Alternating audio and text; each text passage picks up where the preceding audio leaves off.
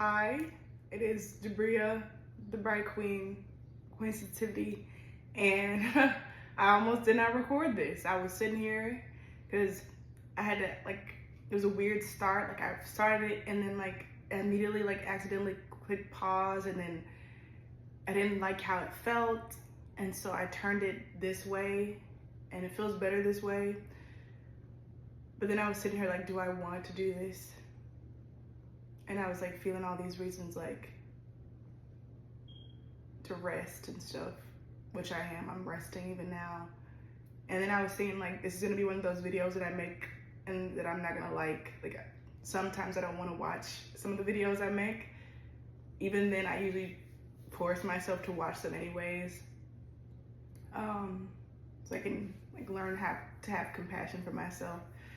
But yeah, this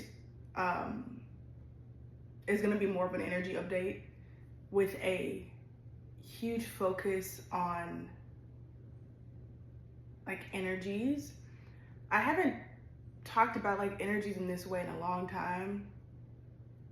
It's been a while. I definitely intentionally went away from it, talking about masculine and feminine energies, but it's back again, so I'm talking about it. I feel that's also a part of the conversation, is my affinity to kind of,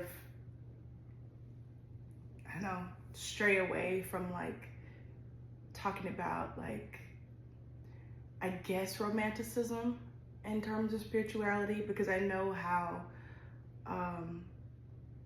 detrimental it can be to get caught up in the Matrix version of all that shit. But it is important. As I said in my video, when I was in the rain in my car, and I was society kind of teaches you to I don't know, cast off or think of romanticism as child's play, but it's very important. And I say romanticism, but I really mean love. I always mean love. It's just that for lack of better words, these are the best words I can kind of use to describe what I'm talking about. Yeah, just stay tuned if you feel called to. You don't have to. Thank you so much for being here. I haven't said this yet. I said this in another video that I didn't share, but this is trigger warning for this one. I feel all my videos just trigger warning. Just leave if you don't feel called to. Yeah, one of the things I want to talk about is the woman, or if you resonate with the energy of women, that, but mostly I mean the feminine. This past week was very interesting. It was painful moments for me, that I had to work through. It was very interesting. That day, there were people at my job talking about their bodies. It was two women talking about their bodies, and I was what? I was both of you are gorgeous. What are you even talking about?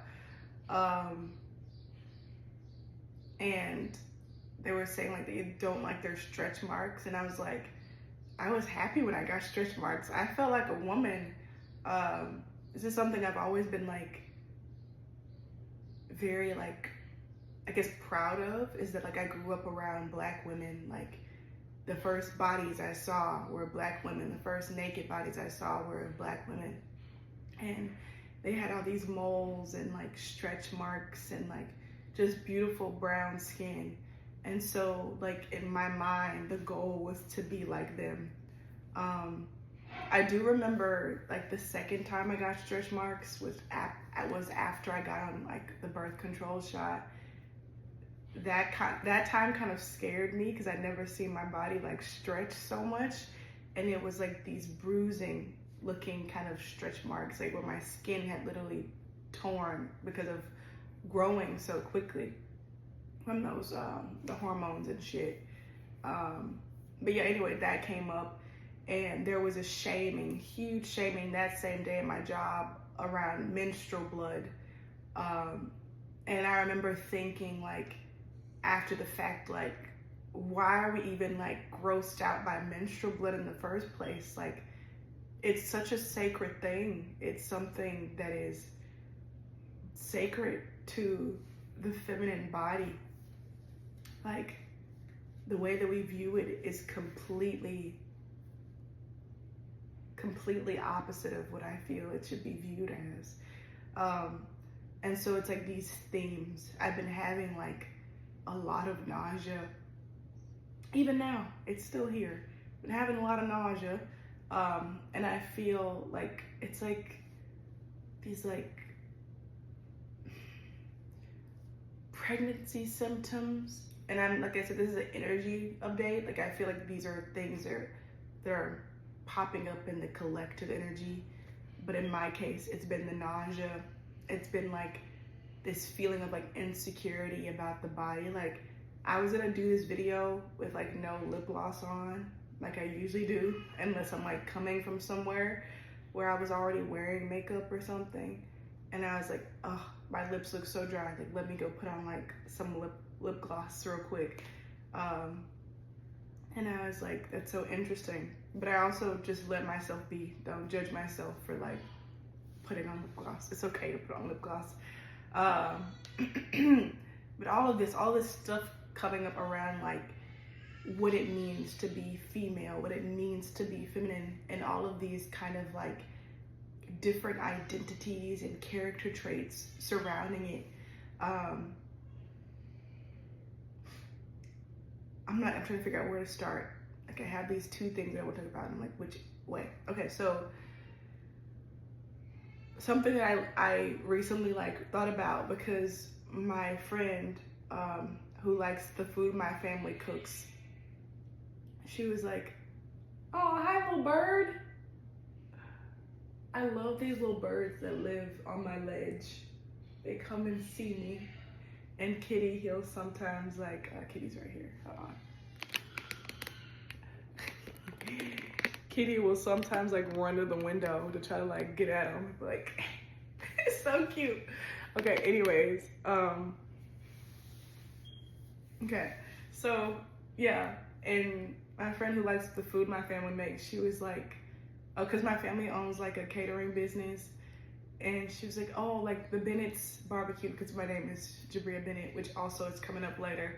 I'm a bit nervous about sharing my last name, but it's already out there because I've shared like music that I make on my other channel, which shows my name very clearly. So anyway, these are big moments for me because I'm a private person. She was like, Bennett's barbecue. And I was like, that's not the name of the barbecue business, because it's like under my stepdad's name, this is also personal information.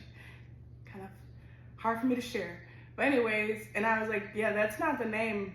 And I was thinking like, that's what people don't like, I don't know, that's just something that people don't get. Like, there's this assumption that like we're named after the men, but we're not. And this is something I really like in my family. We're not named after the men a lot of the times. A lot of the women in my family are named after their mothers.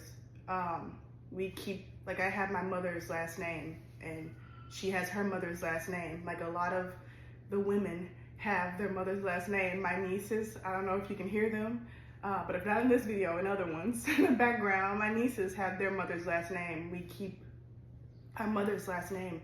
And as such, there's like a lot of masculine energy in my family. Yesterday, I went to this restaurant that used to be my favorite, but I'm pretty sure I will never go there again.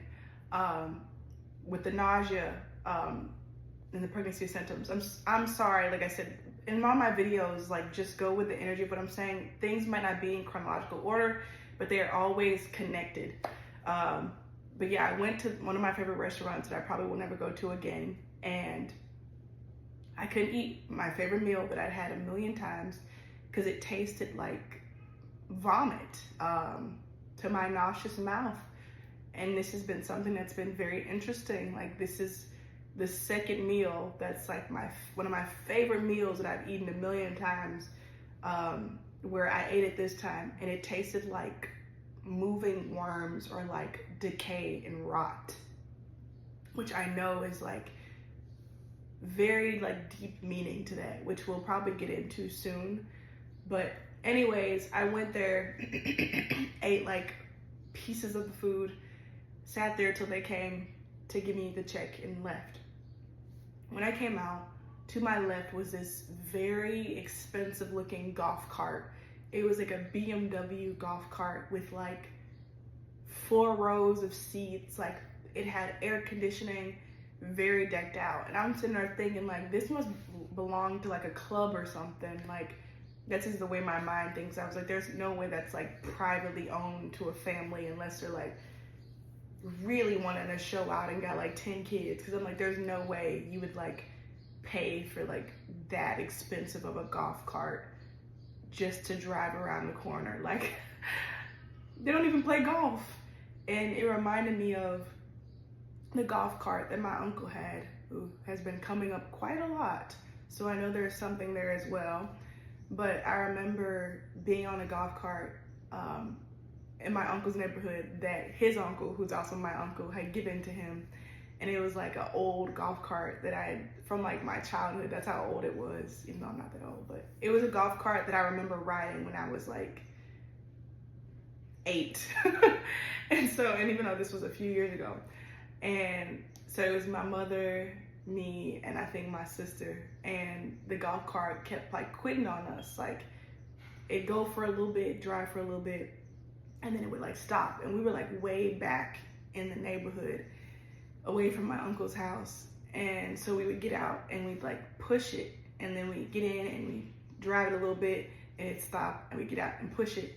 And so it took us like an hour and a half to get back to my uncle's house. And when we got there, we told my uncle and my stepdad like that's why it took us so long. And I remember they were like, why didn't you just call us? Like we would have come and picked you up. And like that whole time that we were gone pushing that golf cart, it never occurred to us to ask them for help.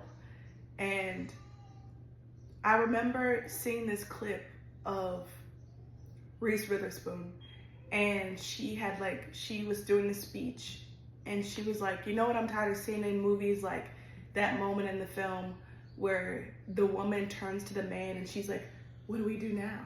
And they show all these scenes from the movies, like over and over and over, of the woman turning to the guy. What do we do now? What do we do now? What do we do now? What do we do now? And it cuts back to Reese Witherspoon giving this speech, and she's like, when have you ever in your life heard a woman turn to a man and be like, what do we do now? She was like, if anything, he turned to her and asking her, what do we do now? And like, this isn't me like trying to like talk about the sexes and stuff like that, but this is me talking about these energies and these identities and these character traits and social expectations surrounding these things. It's important. And anyways, that's how it was. Like it never even occurred to us to reach out and ask them for help. And this is something, that's what I think, that's what I feel. So that's what I know, right? That's what I know is like, that's what's happening. That's this shift. That's this feeling of uncomfortableness, this restless kind of feeling, this nausea, these pregnancy symptoms coming up, is like this shift of like, and I've said this before, but I'm saying it again, but it's in a different way this time, of this masculine energy like returning. I'm doing this shift, but this time I feel like the times that I've said it in the past, it was not in this same way. This time the masculine energy that's returning is vulnerable. He is vulnerable, and it's like divine masculinity. And I've said this before, I'm pretty sure in my last video, when I say like divine masculine, these are all just words that I'm using to try to explain, because I don't want to imply that masculinity or femininity like on their own is like toxic or anything like that. These energies on their own are always sacred. but for the sake of this conversation. Yeah, and even with the throat, yeah, the masculine energy it's here, and it's returning in this time like vulnerable, authentic, heart open. For one, I feel like they have no choice. I feel like, and I say they, it's just the energy. All of us have this in us. So I'm basically just talking about myself. The masculine energy within me, I'll say, has no choice but to surrender, but also like show up in this very, very, very authentic way. Like there is no more room for like the flex or like the exaggerated ego or like the manipulation, the manipulative, like kind of swaggering kind of energy.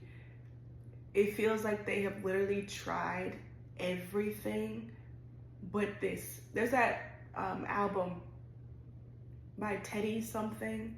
It's like an orange cover album. He's like an R&B soul kind of artist. And it's like, I've tried everything but therapy. It's like I've tried everything but this. And like, that's what I feel. And I feel like, and I don't like to say these things, but I want to say these things for the sake of my own truth. I feel like the feminine body, those who resonate with being feminine people, is like reacting to this shift in energy. And so there might be like these symptoms, like these pregnancy symptoms. I keep scratching my boobs. That's so weird. I just realized I was doing that. It's because I just had the tub. Took a long bath with like lots of salt, and I just put on this t-shirt, and so like the fabric is like against my nipples. Sorry about that, but if they itch, they itch. But also like just stuff like this, like a lot of, like I was saying like this previous week, a lot of attention to like the female body, the feminine body, a lot of attention to these things, and like these things that we've been taught. There's a lot of shame on bodies, period. But like for this conversation, I'm talking about the shame on the female or feminine bodies. And as guys always say, this is nothing to do with gender. If you resonate, you fucking resonate. Don't try to worry about like, oh, I'm not a woman. Like, so this, if you resonate with this, you resonate with this. Lots of shame. All of that stuff is clearing because of like this masculine, and like vice versa. It's clearing. The masculine energy is showing up vulnerable because it's within, right? I'm talking about myself. Like my feminine energy like showed up, and so in turn like the masculine energy is showing up in its authentic, fully authentic, genuine, vulnerable self. I'm here emotional. Yeah. And like to go back to like the golf cart, like the reason it never even occurred to us to ask for them for help, not because if we asked them they wouldn't have helped us, but because they don't help us. And I feel like there's a huge difference, or they didn't. Both of these men and even us have changed. That's a few years ago. But how long ago, man? Probably like 6 years ago, maybe 8. But yeah, I've had this conversation like with my cousin a lot of the time, and I even like mentioned this before to myself, I think, about Monique, the comedian, actress, entrepreneur, who talks about like her husband a lot. And I agree with what she says, like the energy of what she's saying, even though like I feel like the wording can be quite triggering to some people. Like I understand that. If you know what I'm talking about, then you know what I'm talking about. But I agree. I feel like I agree with the energy of what she's saying. And it's basically this idea that like, if there is a male who is like representing that masculine energy in your life, and they're showing up 100%, their true self, then like the female who is representing that feminine energy in the house will automatically like respond and part to that. Like, and it's the same way, like the same way if a feminine shows up, it'll show up, or it'll match or even out. It'll be met, you know, equally, or it'll dismantle. Like the vibrations won't match, and the pair will have to split. If that makes sense. Just like with anything, like it'll either match bar for bar, hit for hit, you know, hug for hug, or it won't. It'll miss it. Like it'll pass it by. But basically what I'm trying to get at is like, if they would have been that energy, that reliable energy, that consistent type of energy, we wouldn't have even had to ask, because I feel like the golf cart wouldn't have been broken in the first place, or they would have had that intuitive, like they would have been united with their own internal feminine. And that's why I say like these are just words, because they're really kind of the same thing. To know like, oh, like that golf cart's been tripping recently. Like, let me go tell the women, the girls, before they leave, like, hey, this thing isn't working. Like, take the car, or like call us immediately if something happens. They would have already provided that cushion. And this would have been something that we would have already known in the past, had they been like that, those kind of like, I don't know why, what is this? This is something, this is like help, and I think in ASL, yeah, I don't know what this is though. Someone in the comments share. But what I'm basically saying is like, they would have been reliable. We wouldn't have had to rely on them, because the need would have already been met. And like vice versa. I don't like to like put like these societal pressures or anything, but this is important. This is all important, and I'm nervous about sharing this. But anyways, I'm gonna share it.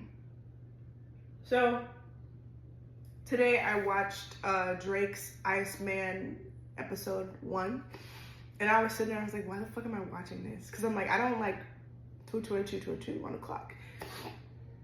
I was like, I don't like do stuff like this anymore. I don't just watch something just because it's like a cultural moment. Or I was like, or do I? I was sitting there asking myself this, and I was like, does it feel right to watch this? Because it's like an hour long, and I was like, it does feel right to watch this. It feels like I'm supposed to be watching this. And I was like, well, there you have it, Jabria. Like, this is me. I have these conversations with myself all day. And anyways, I watched it, and I realized that like it was an actual like live video. Like, it was a live video. He was live on camera driving down a public street in his hometown or home city, Toronto, Canada, and he wasn't in a bulletproof car. Like, it was very obvious the glass wasn't bulletproof. He didn't have like a swarm of people around him. He had like security there, but for the most part, this was a very vulnerable position to put himself in. And the fans are coming up, and he's shaking their hands, and he's talking directly to them. And it wasn't until I got ready to do this video that I realized, like, oh, like, this is a part of the message of what I'm saying, of like, there's a masculine energy here. And that is the reason that's causing these symptoms with the throat chakra, the throat region. They're getting ready to speak, or they are speaking, you know, they are speaking, getting ready to speak. And I feel like the masculine, oh, look at me, I'm wearing blue. I was told to wear blue today. It was like, you have to wear these blue pants. And I even have blue on my socks. There's a lot of cat hair on my socks. But it's blue. Yeah. And they're getting ready to say, like, or they are saying things they have never said before.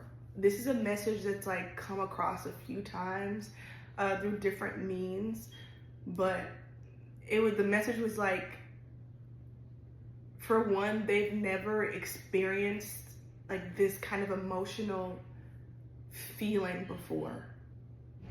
I was watching normal people, and like the male protagonist in the show, like he was being asked all these questions by the female protagonist and or main character. She was asking him, like, do you take other girls home? Do you kiss other girls like this? Do you ask other girls like this? Do you think other girls, other girls? And he didn't really say it. Like, that's what I'm saying, that the throat was blocked. But he'd be like, he'd divert. Like, he'd ask her something else, like, why are you asking me this? Or, I think you're pretty, you know, things like that. But it was very obvious he had never experienced something like this. He's never experienced love like this before. Never felt like this before. And that's the energy. So, like, they've never felt like this before. I feel like for a myriad of reasons, for a variety of reasons, a lot of fuckery. It's clearing, you know, because we've been putting up a tough fight, you know. We've all been doing our jobs. But so now they're able to access these things, which also leads into something else. I don't know if I'll get to all the things I want to talk about.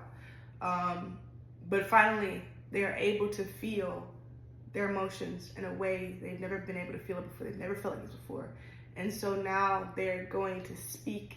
They are speaking in a way, saying things they've never felt before. Like, the message was like, they're going to give to you parts of themselves that, for one, they didn't know existed, but parts of themselves they never gave to anybody else before you. That has been the message. I'm a bit nervous to say that, because it's like a lot of this stuff is like, I'm like, oh, is it too good to be true? I just heard a little movement there. Because I know this is happening for me, like, within myself, like, you know. But the throat chakra. Anyways, yeah, Drake put himself in a very vulnerable position. And, you know, if you don't know, Drake was in that rap battle with Kendrick Lamar. And, like, he talked about before how people switched up, but it was from, like, this very, like, macho, like, fuck you kind of, like, energy. And even after that, he put out a couple of songs, like, with little mentions of the rap beef and the people that, like, switched up on him and switched sides. But this song, it's called What Did I Miss? It was more vulnerable. Like, he was still, like, you know, Drake, you know, the Iceman now, but it was more vulnerable. I'm gonna read some of the lyrics. He said, I don't give a fuck if you love me. I don't give a fuck if you like me. Asking me, how did it feel? As in, how did it feel, like, to go through, like, all this betrayal during this rap battle last year.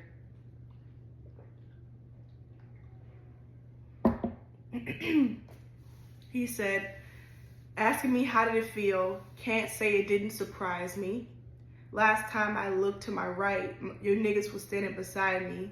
How can some people I love hang around pussies who try me? Let's go, what did I miss? What did I miss? And then later on, what did I miss? When I was looking at y'all and cooking with y'all and giving out verses and bookings to y'all, making sure wires hit, man, what did I miss? When you was all up in my crib looking at hoes, word for word at all my shows, you always felt like this. Man, what did I miss? And it's like, so it's like this more vulnerable, like, rap song now. I'm trying to decide if I should, like, stop here or keep going. I think I'm gonna keep going. It's like more personal. Like I said, it's like more like open this time. And this is the song that, like, he released and was listening to as he drove down these streets in Toronto, like, exposed and open out.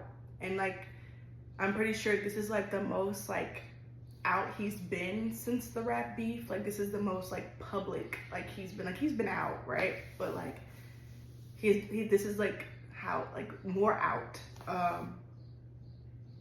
And even, like, the idea of, like, the Iceman, like I said, like, that watery energy the throat, the water, the emotions, speaking that color blue, clarity of the water, mirrors reflecting yourself, like deep reflection. That's all the stuff that I feel that the masculine is experiencing at this time. But yeah, like with me and then me with my nausea and like these different things, it's been really throwing off my eating schedule. Pretty sure I've shared this before, but I fast every day. I only eat twice a day, like no snacks in between, nothing. But this nausea has thrown me off because the time when I'm supposed to eat, if I eat like the wrong thing or I suddenly have nausea, I can't eat. So then that ends up me like eating a little bit and then like I'll be starving like 3 hours later, and I love myself. I don't want to suffer. So I'm like, let's fucking eat. And I eat again, but then like the other time, the second time of the day that I typically eat, I'll be hungry again because that's usually when I eat. And so I'll eat, but then like I won't eat as much because then like I'll feel weird. And so I'll have to eat like 3 hours later. And so it's like these like spotty eating moments. And right now I haven't eaten anything yet today. I was guided not to, like I needed to like, I don't know, fast for this. And I know that that is also something.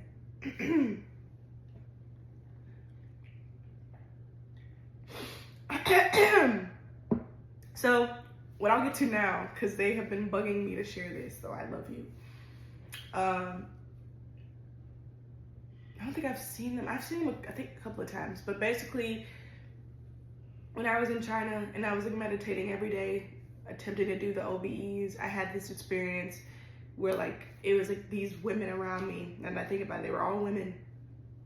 I think like my sisters from like parallel lifetimes or just people that were close to me.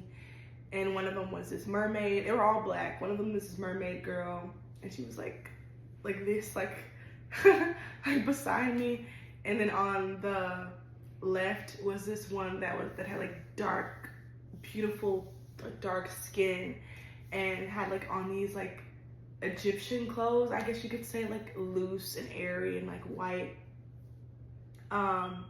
She was gorgeous, I remember that. And she took me to like, she showed me like where she was from and where I'd been before, and it was these like big ass like pillar things, and it looked very Egyptian, a Cometian, like sand, and we were on these like bed things that go outside, like lounging like back like this, and like it was just nice. Like she showed me a glimpse of that. And then I remember her like, I needed help with something. I think something was bothering me, my throat probably. I was like, I need help like with something. I was like, can you help me with that? And she was like, yeah, like whatever you want, like I can help you with. And I think I told her like 3 different things. And like they were all cleared like right then. And months later, when I came back to Texas, I was hanging out with my cousin a lot, and she was like, girl, like, have you watched this movie with like Idris Elba? It's called like 3,000 Years of Longing or something like that. And I was like, no, I saw it, but I never watched it. She's like, you gotta watch it. And I remember back in China, I had like written down like this woman's name, because I asked these people, I was like, who y'all? Who y'all around me? Who is y'all? Like, what's your name? Like, who is you? And I remember she told me, and I wrote it in my notes on my phone, so I have it in my app, the date and everything. And it was like, she said it was like Jean de, or de Jean, and it was like Jeand or Djean is how I was like seeing or hearing it like be pronounced. It was like flipping both between those things. And so anyways, months later, I'm in Texas, and I watched the movie 3,000 Years of Longing with Idris Elba, and they're talking about the jinn the whole time. The whole time they're talking about the jinn. But then it gets to a certain part where they spell it out on the movie screen, and it's spelled like Djinn or something like that. And I was like, I paused it. I was like, holy shit. I met these people. I met one of them. And because the woman in the movie, she had very dark skin. She was beautiful, beautiful woman. And in the movie, they had like fur on their legs, but it was like the same shit, like the gold and the white and like the Canadian type of like vibe, sitting on these gold bricks and like just this luxurious kind of thing. And I remember like in the movie, the jinn are like the genies, like you rub in the bottle, and so they give you wishes. And I was like, that's what the girl did when I was in China. And so like, anyways, for some reason, they're around again. They've been like, I don't know, here, and wanting me to say that for this message. I was attempting to like meditate earlier, and I did in the tub. And that's also something like, I haven't really been able to meditate like in my bed. I typically meditate in my bed, but I haven't been able to. I've been meditating in water like these last few days, like only in water, in the shower, and a bath is what I've been able to really like release.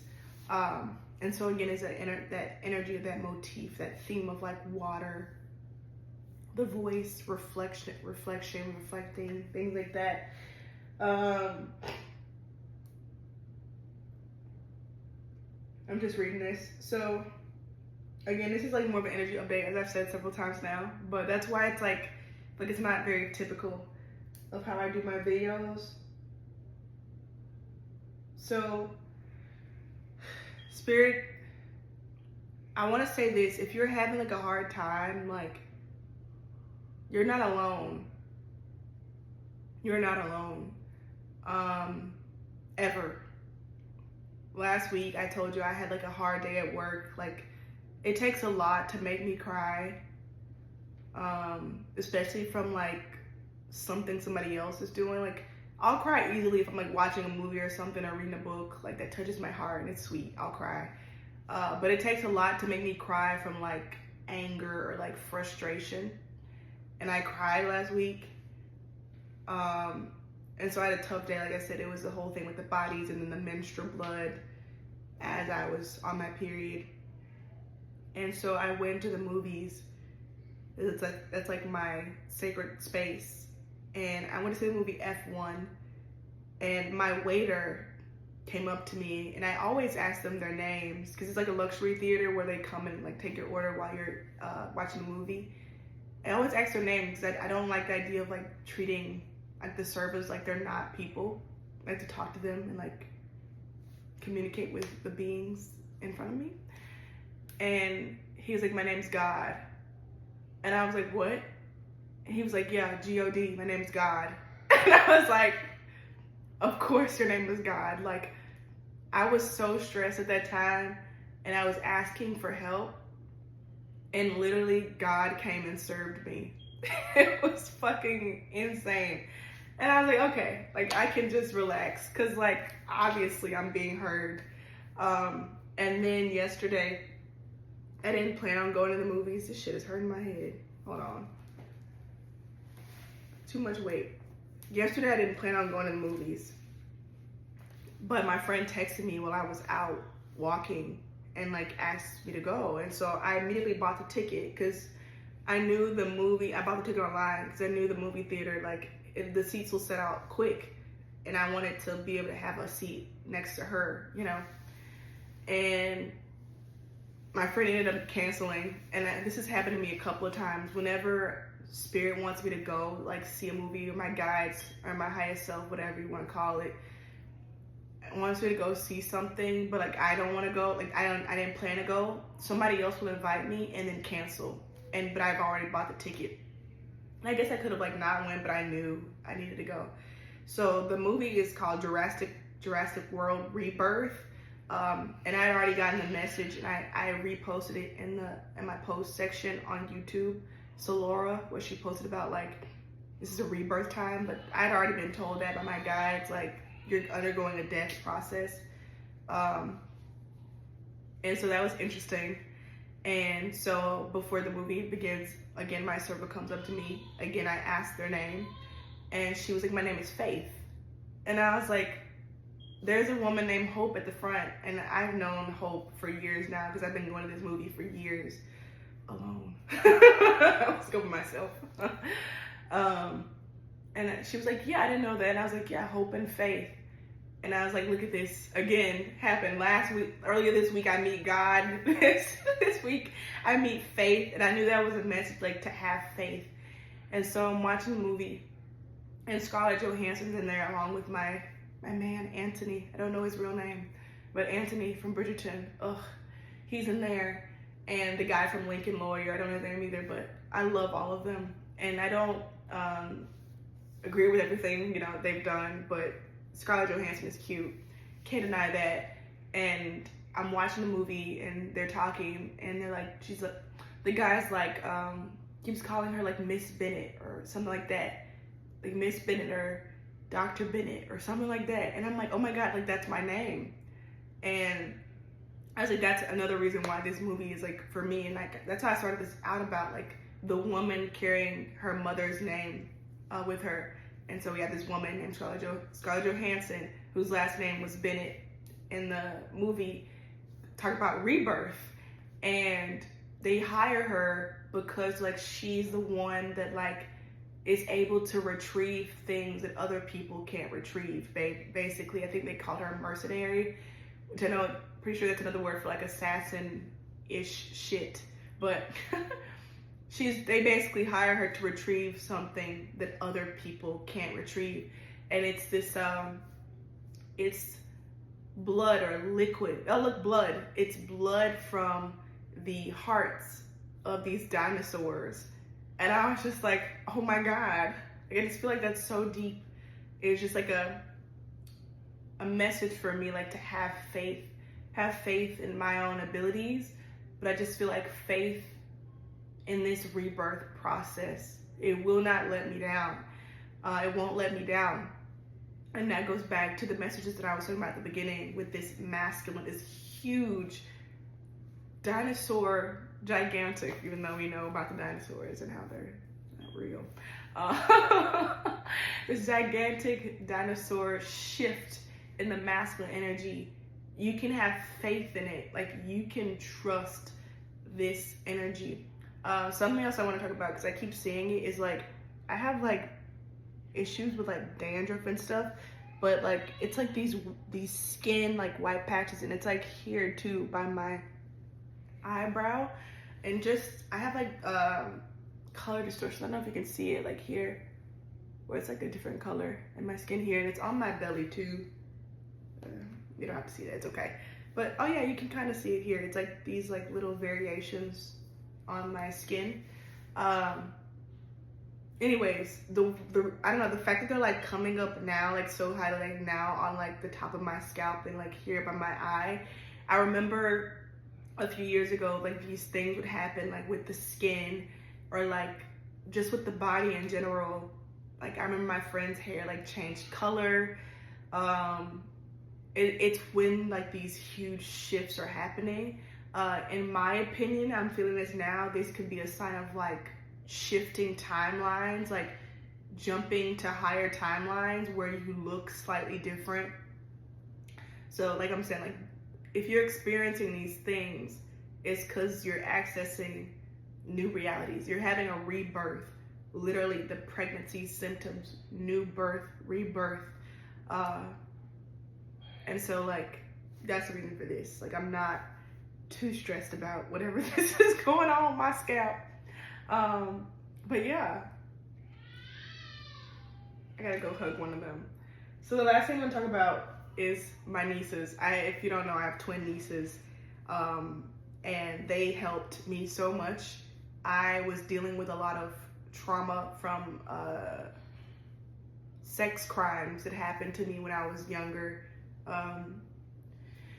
At the time, around like before they were born, but like being around them when they were born was very triggering for me because I was young, very innocent when these crimes were committed against me, to me.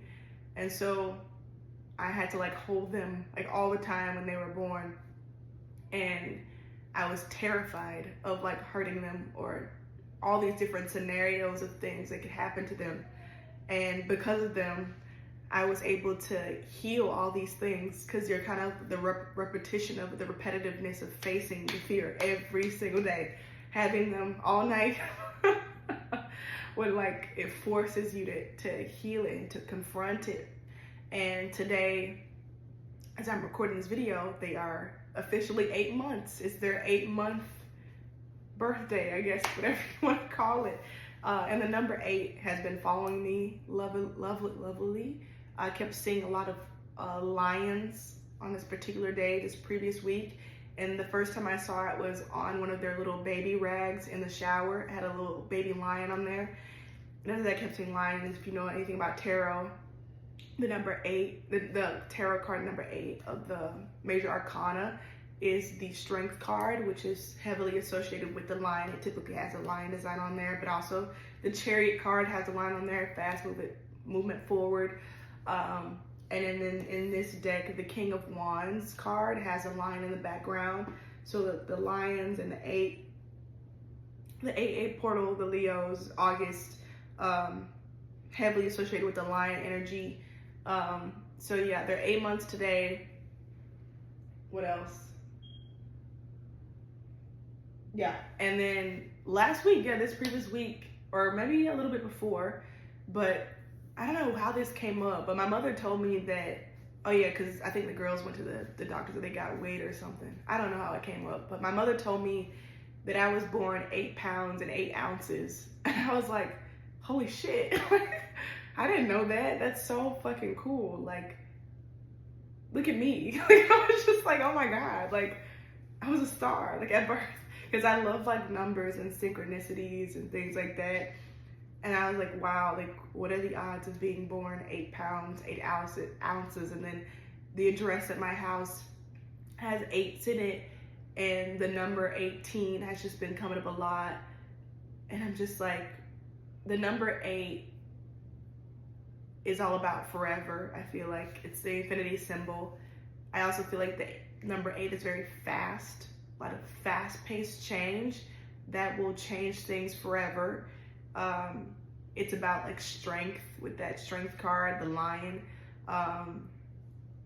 It's about courage, all these things. So there's like, you are, someone is, which is the same thing, having the courage to like come forward with strength quickly, quickly changing everything forever. Like all that energy, all of that to do with the number 8. Put an 8 in the comments if you've been seeing the number 8. Just making sure like I'm like reading all these things that I've written.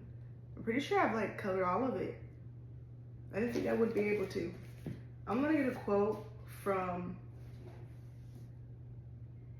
I don't know which one. I feel like this one, but I want it to be this one. So maybe both. And then we're gonna call it a day, yeah. Oh, so for all my books that I buy, I write my own poems at the beginning and end of them. And in this one, I have this feather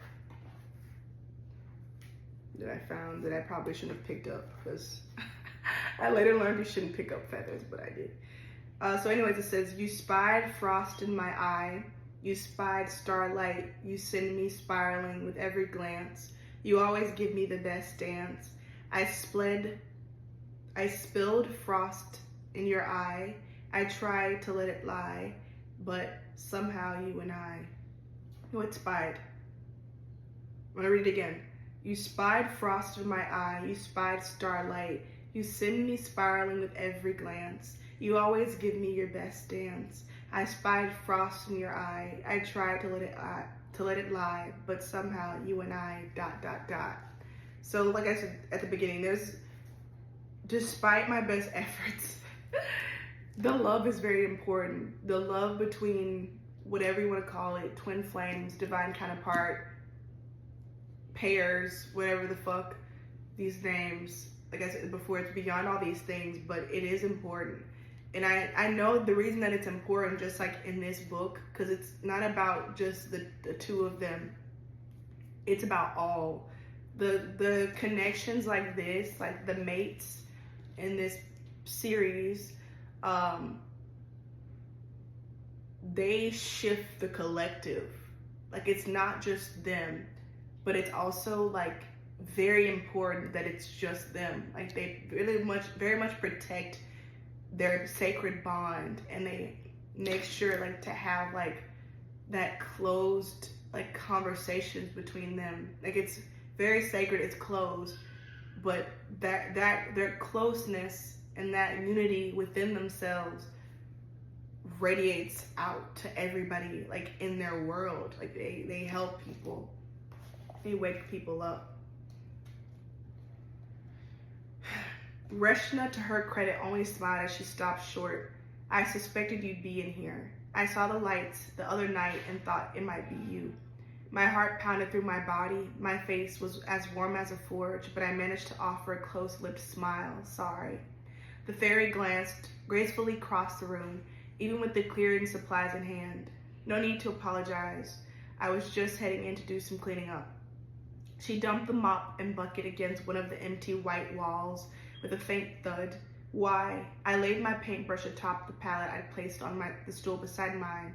Reshna set her hands on her narrow hips and surveyed the place. By some mercy or lack of interest, she didn't look too long at my paintings. Polina's family hasn't discussed whether they're selling, but I figured she is, at least, wouldn't want the place to be a mess. I bit my lip, nodding awkwardly as I lingered by the mess I'd added. Sorry, I didn't come by your studio the other night. Again, no need to apologize, she shrugged. So rarely did anyone outside the inner circle speak to me with such casualness. Even the weaver had become more formal after I'd offered to buy her tapestry. I'm just glad someone's using this place, that you are using it, Reshna added. I think Polina would have liked you. Silence fell when I didn't answer. When I began scooping up supplies, I'll get out of your way. I moved to set down a still-drying painting against the wall, a portrait I've been thinking about for some time now. I sent it to the pocket between realms, along with all the others I've been working on. I bent to pick up my pack of supplies. You can leave those. I paused, a hand looped around the leather strap.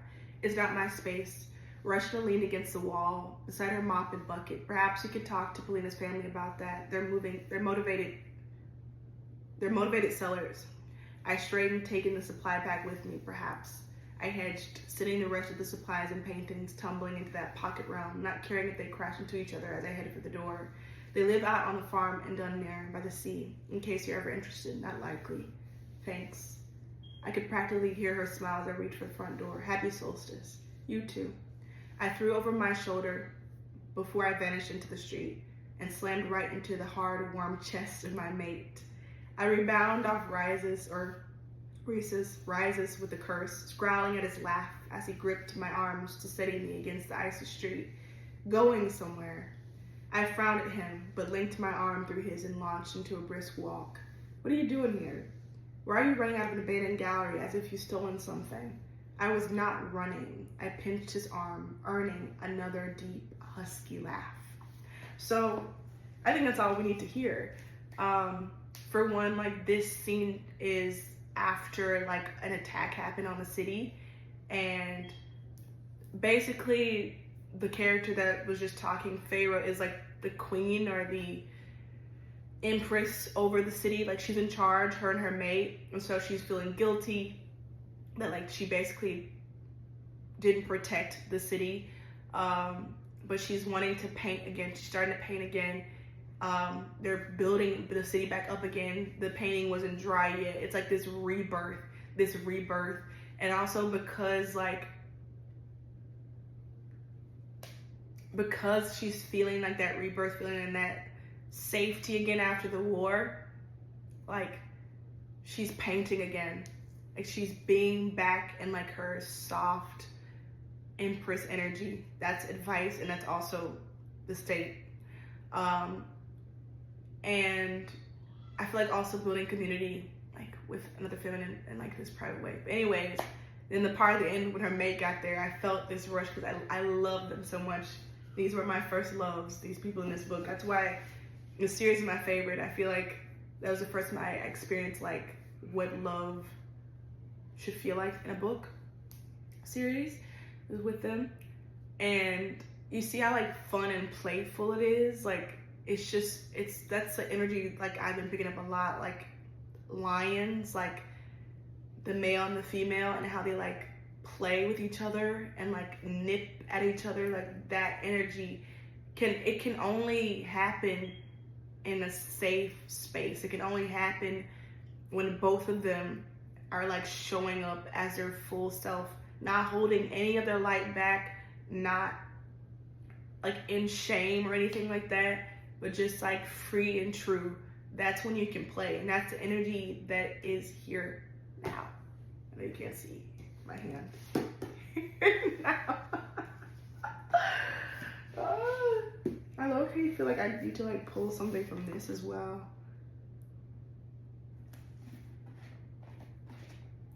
So I just heard something about a baby.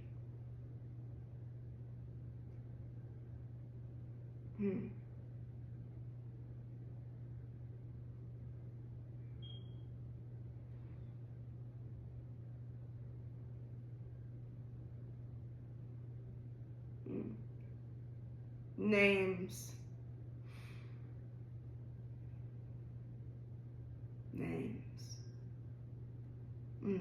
So I feel like with what I just read, which I'm not gonna share because I don't feel like it, there is a need for someone male, masculine, whatever.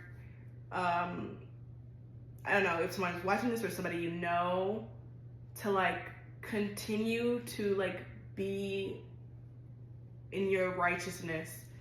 Because I feel like as you're like emerging from this cocoon, like this, because like I said, the rebirth goes both ways. It's both energies. There's gonna be people from like your old life, even though it could have been yesterday, like still trying to pull you back. Could be cousins, could be close friends. Continue on your path. Continue to be in love with your feminine or your person, whoever. Don't listen to them. I feel like that's what I was getting from this, like this crowd of midnight. Like if they're like telling you like, oh, like fuck that shit, like be hard, be tough, like, or do something that's like socially appropriate. Don't do it. Don't do it. Continue with your soul's guidance. It will lead you home. And that home might be full of fluffy pillows and might not be like, I don't know, something you can show off to your homeboys or whatever. I don't know what I'm talking about. But it's your home. It's keep you safe and make you happy. Trying to think of like an example from like a movie or something. Like, I don't know. I just feel like I just see like this man who's like, masculine man, like, at work and stuff. And like he goes home and like takes off his shoes and like gets kisses from, from his person and like lays down on the couch with a dog. Like, be that. Like, you want to go home to that, right? If you take the route that whoever this voice of reason is around you, you'll be going home to a cold place where you won't get any kisses. So, no chocolate chip cookies for you. Like, you want to go home to the place with the fluffy pillows.